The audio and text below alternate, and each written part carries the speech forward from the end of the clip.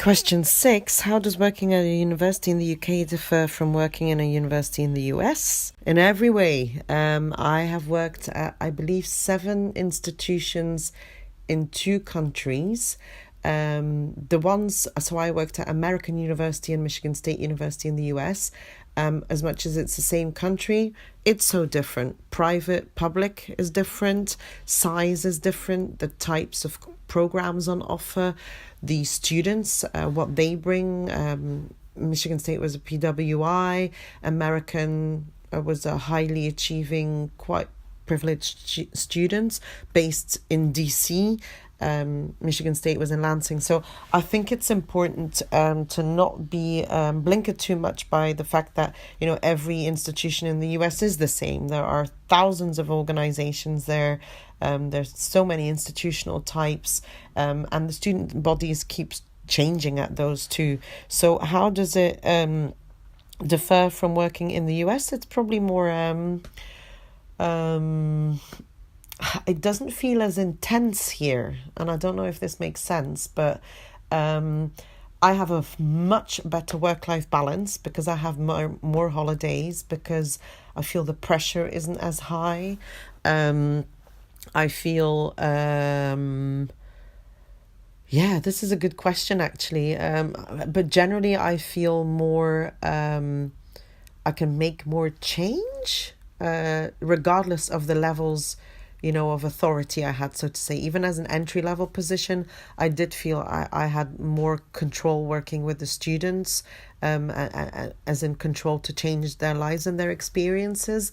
Whereas in the US, my experience has been you're at the bottom of the pile and, just grind and do, and a lot of administration actually was involved in roles that probably shouldn't have been so much.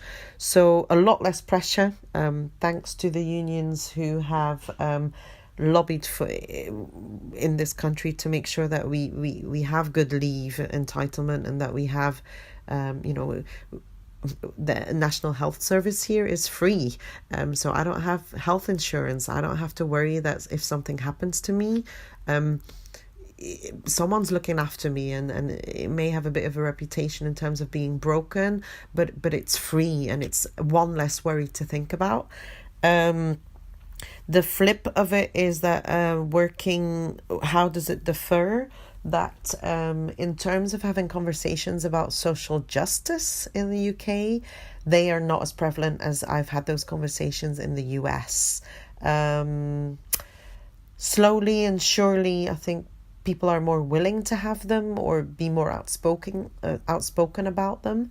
But that's probably the other side that I wish we had a bit more of. And I know I try and do that very much in my daily work, whether that's speaking about it with colleagues or starting to implement programs or strategies even that really have inclusion at the forefront.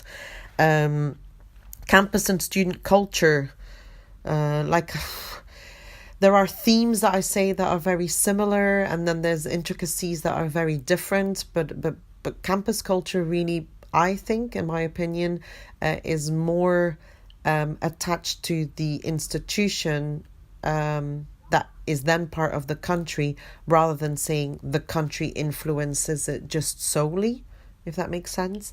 One of my favorite theories that we learned about in my master's program was Bronfenbrenner's ecology model, and I still use that so much. And that is a perfect way to describe how campus culture can work for individuals, for groups, and how the closest relationship can influence people, but also how the law influences people, how the institution and obviously society does too. So I think that's a massive piece. Student culture can be so many different things and mean so many different things for different people. So and we're talking about 2 nations. Actually, the UK exists of England, Wales, Scotland and Northern Ireland. I have only worked in England, and the education system is actually a little bit quite different to Scotland. Tuition fees are very different.